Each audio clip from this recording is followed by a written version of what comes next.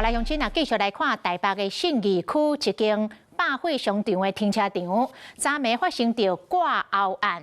一个25岁伫夜店咧上班的女公关，互伊的前男朋友压倒来杀害。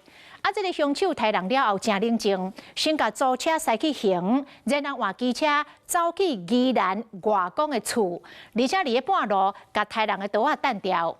讲死者伫咧5月就报案，讲伊互家暴，而且来申请着保护令，7月28保护令发落来，但是也是无法度保平安。半暝啊，安静的五吉乡，雄雄出现真济野青的环境。一个少年的查甫人双手封扣起来。都在家里吗？丢在哪里？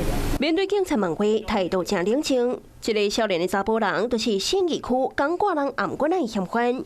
伊开始伊的前女朋友了后，翘倒摆走去宜兰外公引导。是预谋犯案的吗？红朝登去警察局侦讯，一个姓刘的嫌犯，佮镜头看摄影机，对伊的表情看不出有一点仔悔意。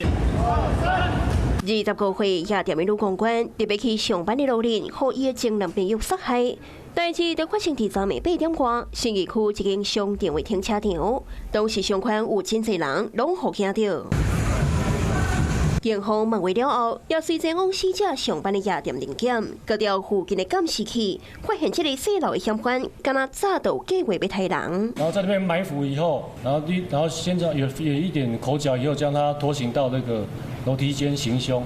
这一把刀子已经放在家里已经很久了，他没有目前那个来源部分还要再厘清。昨暝8点外，细路的嫌犯乘租车前往前女朋友上班一定会经过的路。但到对方行一摆停车场，就随动手，将车驶登去新安街行了后，就换骑奥多摆走去宜兰，就被签下伫因外公引导互逮捕。台湾哦，杀人没有死刑，这个事情只是萌芽，还会再茁壮，等着看吧。这个查囡仔早在5月报案，讲去互家暴，申请保护令，想袂到，就伫咧保护令核发了后无偌久，就互杀死。这个姓刘的嫌犯到底是因为分手了后求和求无成，见小灯受气，或者是因为其他纠纷痛下杀手？警方搁咧继续调查。Hello， 我是蒋欣梅，想要抢先掌握最及时的新闻资讯吗？赶快订阅、按赞、开启小铃铛，锁定华视新闻 YouTube 频道。